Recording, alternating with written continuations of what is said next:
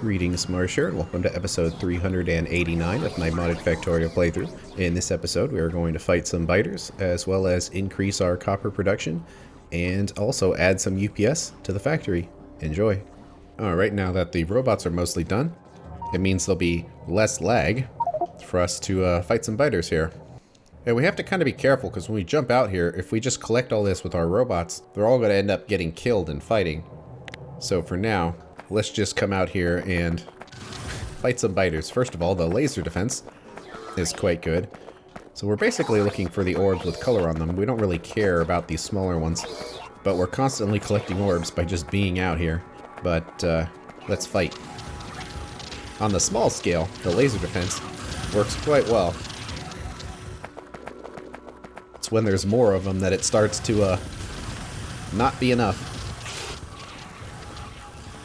So we can use the flamethrower, which is reasonably effective, but it's the plasma ammo that kills them very fast. They're just constantly exploding and lagging. It's also very expensive ammo, so you kind of don't want to use it all of the time. And we have these high explosive rockets we can use, which do work. They themselves are also quite expensive. So the flamethrower really is the best one. But we tend to get surrounded by biters when we do that, because it slows us down a lot. But it certainly works, and it's cheap. And it's laggy. Very, very laggy. It does leave the fire type biters still there, but that's what the laser defense is for.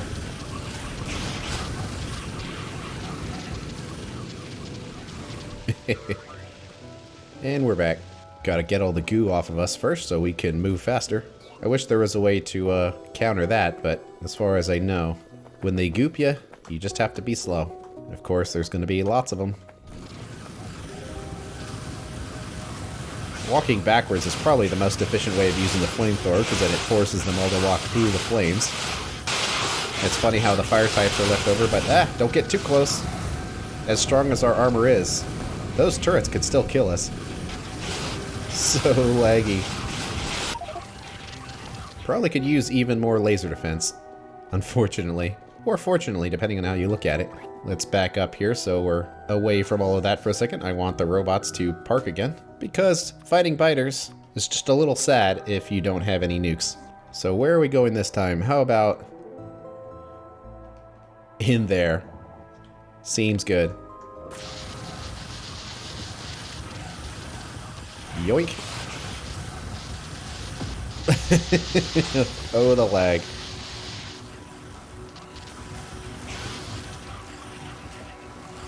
Oh, there's so many of them in here. I almost want to just use the nuke to get rid of them. It's only moderately effective, because they're constantly chasing.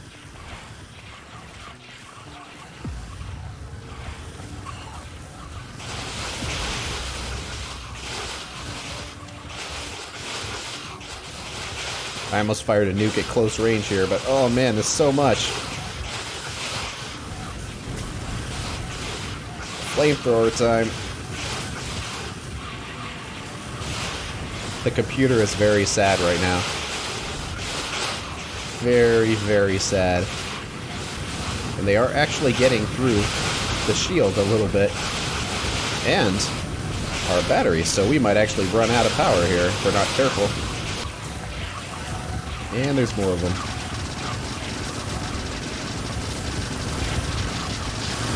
Huh.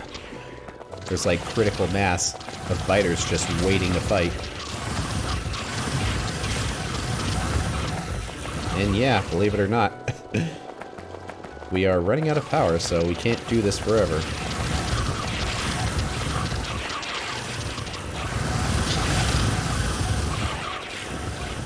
I would like to try to capture as many of these orbs as we can before our inventory gets filled up. Whew. And gooped. I think we can find some more places to nuke.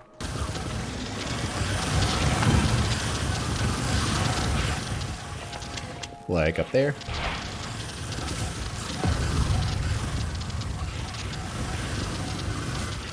How about in there? Over there. Over there. Oh, that's a big one.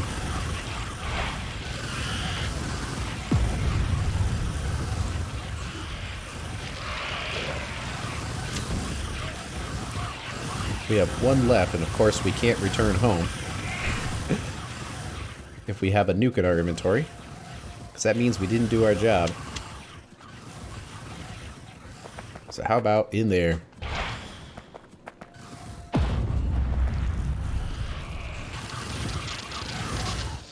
Could probably use even more laser defense, but at this point we cannot provide constant power for it, so it'll only be of limited effect.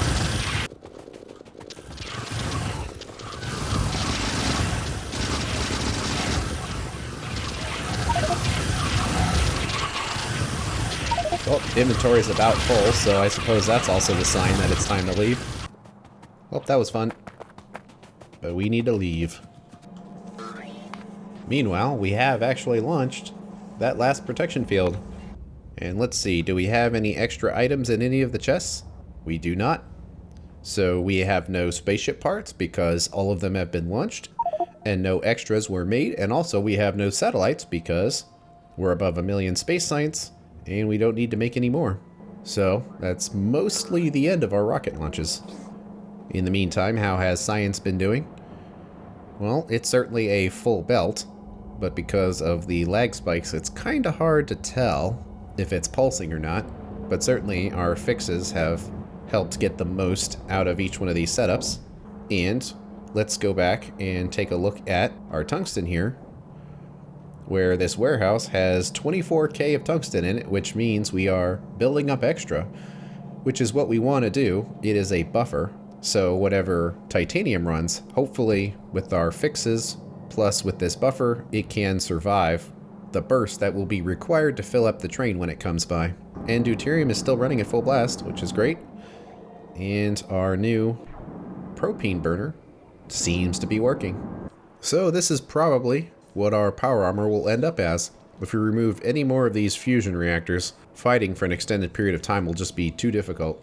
Besides looking for pulsing on these belts here, another thing we can look for is how close at least the first set of provider chests are to 1000. Because they're set to 1000, that if this is at 1000, resources are going by, and it's kind of a sign that if it gets up to 1000, then it means that no more requests are being made for that science pack. And if you look at gold, it is not at 1000, and every pack that gets in there is being requested, which means it's not completely full. And we could actually wire up some lights to do this.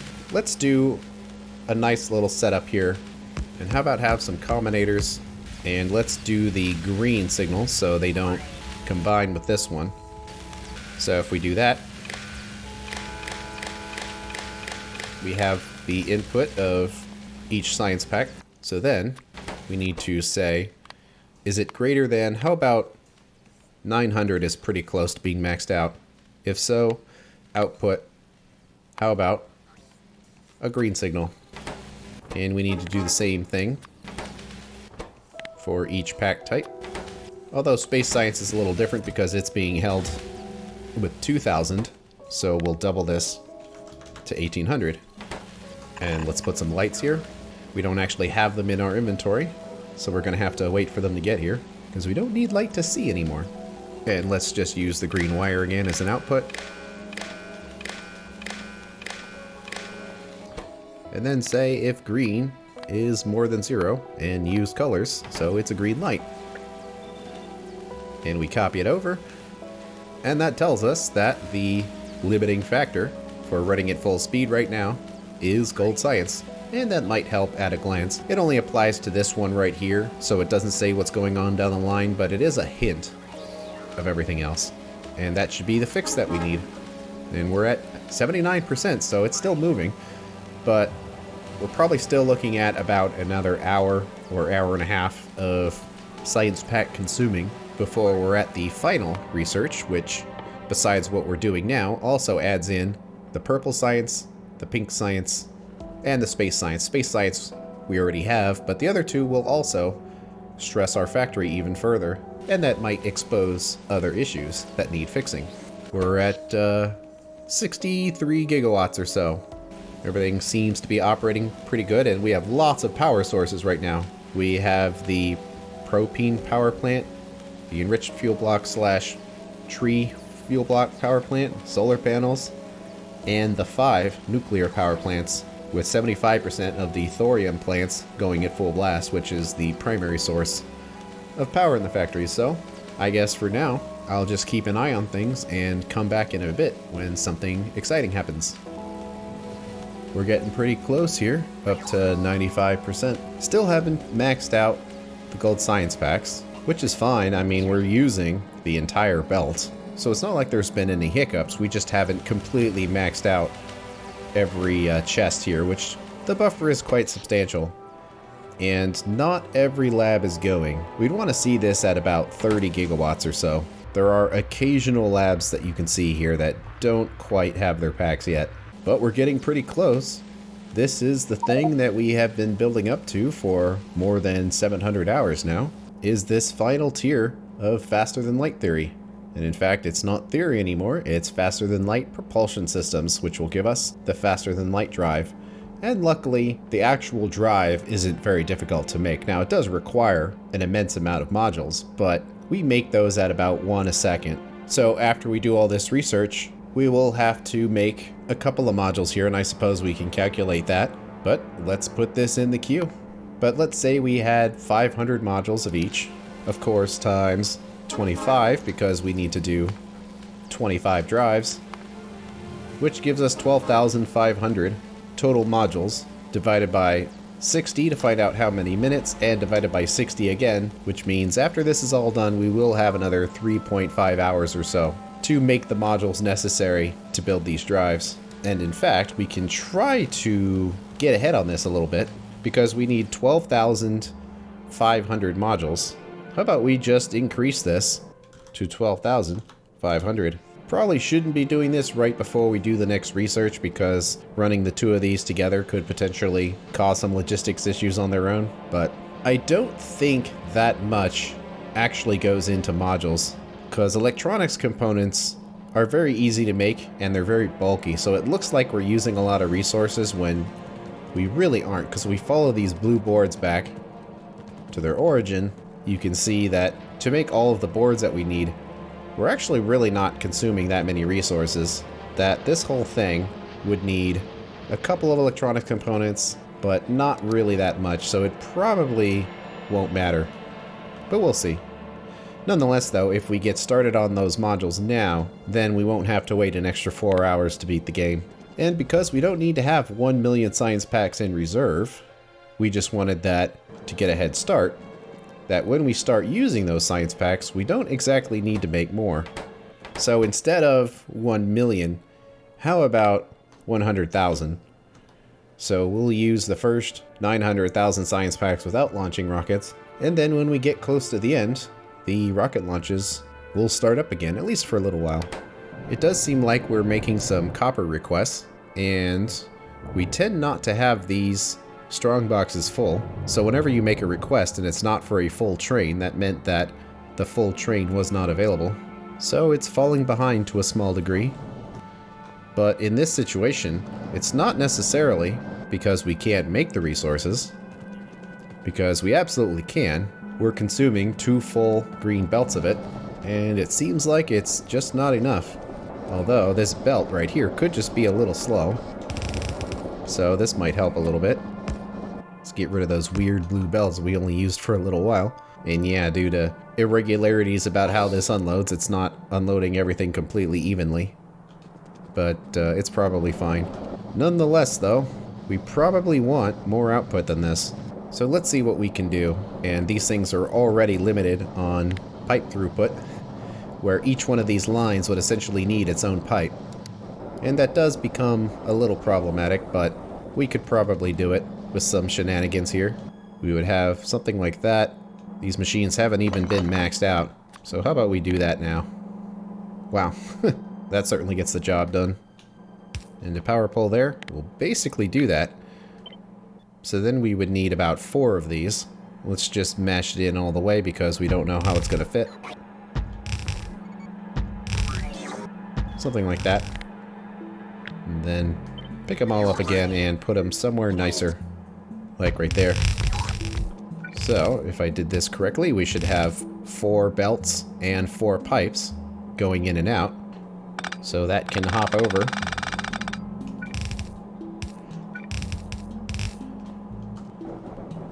So even more input. And then for this to work, we need to keep these pipes separate from each other.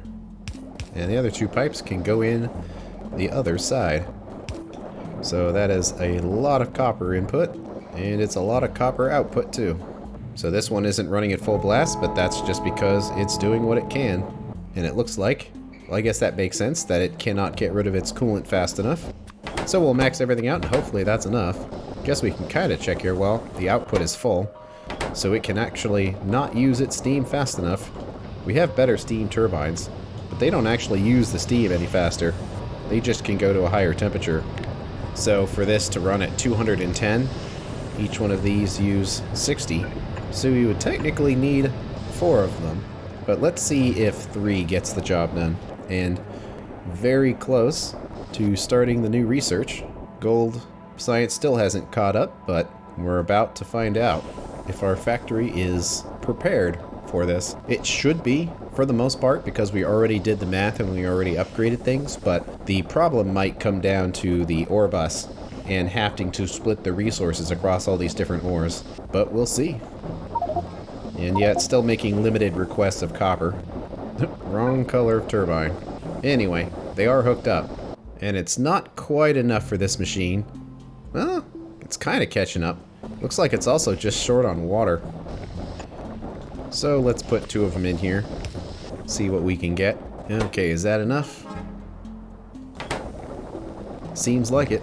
Yep, it cleared through all of the coolant. And the rest of them are doing the same. And regular coolant looks good. So hopefully that's enough copper, because that is a lot. And whoo, the lag.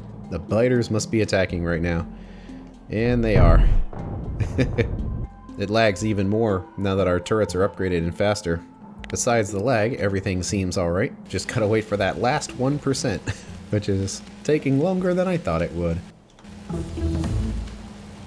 Alright, looking good. Now, we are using every science pack, with the exception of military, which we don't need for this, but you can see the rest of these science packs are pulsing, so they are not being used at maximum speed. We're just waiting on gold to catch up, but hopefully it does eventually. But you can see the robots are now coming by here to pick up the space science. And actually, they probably won't be requesting from these buffer chests. I mean, it works fine, but the buffer chests are kind of here for a reason. How about each one of these is about 10,000. And once all of the resources are out of that storage warehouse, we can then get rid of it. And the rest of the packs should be fine in the network. So things are certainly getting laggy now because of all of the processes that have turned on here. Up to about 60 gigawatts, and it's all basically running. Interestingly, our accumulator is actually really low right now. It's at 10%. It's actually bad. It looks like we just barely caught it. Could be that we still do not have enough power. The accumulator should really never be that low. So we almost had a brownout. The very lowest priority thing is the plutonium setup, which normally runs on 5% accumulator. So if we see plutonium turn on when we otherwise have enough curium, that will be the sign that we possibly have some issues. But for now, we got close to running out of power, but technically what we have is still enough. And still at 1%. The tungsten is keeping up. We are fine on our titanium, burning through lots of resources here. But overall, things seem pretty good here. We are fully utilizing our copper output right now. So, seems fine. How about our modules here? Well, we have 2.7K of each type. So it seems like we are building them up just fine. So the accumulators are getting down to about 10% again. So when they do, the final group of thorium reactors turn on, which they do. Everything starts to warm up, but of course the accumulators are still dropping while this happens. But it is just barely enough to catch it without letting the accumulator get to 5%. And the fact that it does that reliably is a result of having so many accumulators in the factory, giving us 4.3 terajoules, which is enough of an energy buffer to allow things to work correctly. And looks like the sun's coming up, and you can see how the solar panel percent charge here is showed correctly. Whereas the sun rises, we're getting a higher percentage output from our solar farm. So a lot of this seems like it's working just fine. Nothing real crazy has happened, and a lot of random stuff is starting to run now. These are all things that we fixed ahead of time. No lubricant, that could be an issue, but these setups were already tested before we got to this point, so as long as the belts are fully seated, then everything is fine. Not having any lubricant is an issue, but that could just be because it wanted to send 2 trains, and there's only 1 station. So it's going to make an error in that case. So lots of orbs still, but we don't need them anymore. Well, since we're getting to the end here and the long grind, it would be nice if FPS was a little more stable. And I think it's pretty clear at this point that biters are not any sort of danger anymore, and there's the other request for the lubricant. So because we're not worried about biters, I don't think I necessarily want to disable them. I'm guessing Swarmageddon is contributing to the lag dips. That if we take a look at the update time here, it is fluctuating a little bit. Entity update is the big one. Surprisingly enough, the electrical network is also consuming quite a bit of power at this point. And then the mods, they are using some processor time here. Rampant is certainly using a chunk, and transport drones are using a chunk. Those two make sense. And surprisingly enough, inventory sensor is using a lot of power. I suppose that makes sense because it is controlling all of our reactors, which we have hundreds of, and thus we would have hundreds of inventory sensors. So I'm just looking at ways we can save FPS, mainly so this research happens faster. Surprisingly enough, those Nixie tubes are using quite a bit of power too. But as far as mods go, that seems like the kind of things we can increase performance with. Turn off Swarmageddon. And Rampant adds a lot of settings here. So if we turned it off, we would lose out on a lot of those biter types. Yeah, I don't think there's much that can be done about that besides just deleting them from the game. So we're back in here. Let's let the dictionaries update, and then we can look at the numbers here. Well, certainly it looks like it's a little smoother. So we want to see if we can do something with inventory sensor, and let's see about the Nixie tubes. Luckily, Nixie tubes is something that we can update without restarting the game. Sets the number of Nixie tube groups updated per tick to 5. But if we update this to 1, that should really slow down the amount of resources that it uses. And it totally does. Now we're down to a fraction of what we had before, which means it probably will take quite a bit of time for some of these to update. And I guess we can see right here what that update speed actually will be. It's quite slow. I feel like that's about 10 or 15 seconds, but the factory's so big and has so many Nixie tubes all over the place where that's probably the best we can hope for. And it's not like these numbers have to be perfectly up to date all the time. As long as they're close and giving us an idea of what those numbers are, that's fine. I'm not sure if there's anything we can do about transport drones. It just is what it is. Well, this might help. Transport depot update interval. So if we made this 3 times as long, would it reduce the UPS that's being consumed? It absolutely does, so that helps. Now that's certainly going to increase lag time for orders, but most depots have more than 1 drone delivering things, so it might lag it a little more, but it should work fine. The only depots which might be affected are the ones that only have 1 drone delivering, and even then, if it only has 1 drone, it probably doesn't use resources very fast, so that helped. So what about inventory sensor? Well, we do have some settings here too. How often inventories are updated? Let's see here. How about we set this to 60 and see if that helps. It's nice not having to reset the game to check this, and that very much does help. It might create a little bit of lag when it comes to determining when an inserter should swing, but I don't know. It's probably working fine. None of these reactors run at full blast, so it doesn't have to be perfectly on time every time. So what else do we got here? We're saving lots of UPS when it comes to the mods. Yarm's using a little, and that's kind of annoying considering that it's essentially not even on screen. I like how it says reduce this to hopefully improve FPS. I mean, Yarm isn't that important, so let's take a 0 off of this. So instead of 100 entities, it's only 10. And see what that does for Yarm. Well, that cut it down to about half. And I'm not sure why 1200 is the limit, but let's do that to see if that slows it down. And it seems to.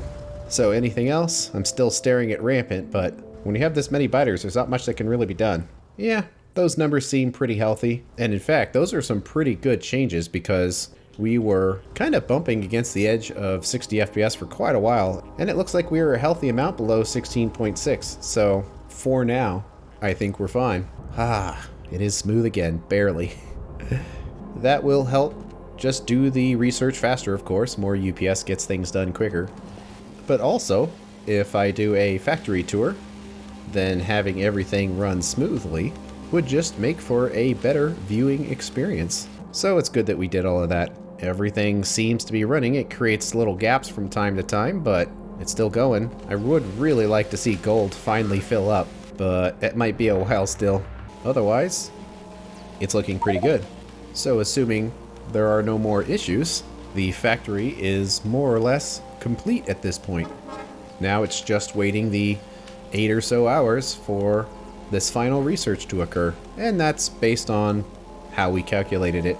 Pretty much every space extension game always ends with some kind of grind and waiting at the end. Either waiting to lodge rocket parts or waiting to do this research.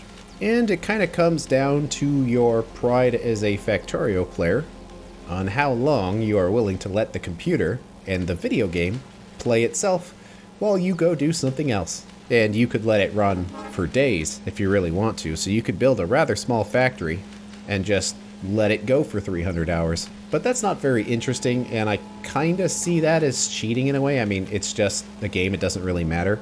But I feel like you should try to get things done in a reasonable amount of time. And 8 hours to research 2 million science packs seems pretty good. I mean, that is an obnoxious amount of research that we're doing. And if you want to look at our all-time records here, we have made 8.1 million red science packs and a lot of the rest of them. So we have been working on these for sure. And that's the end of this episode. On the next one, we are going to do some final fixes and achieve victory with Space Extension while using Angel Bobs and Science Cause Tweaker, as well as have a discussion about what's coming next. Thanks for watching. I'll see you later.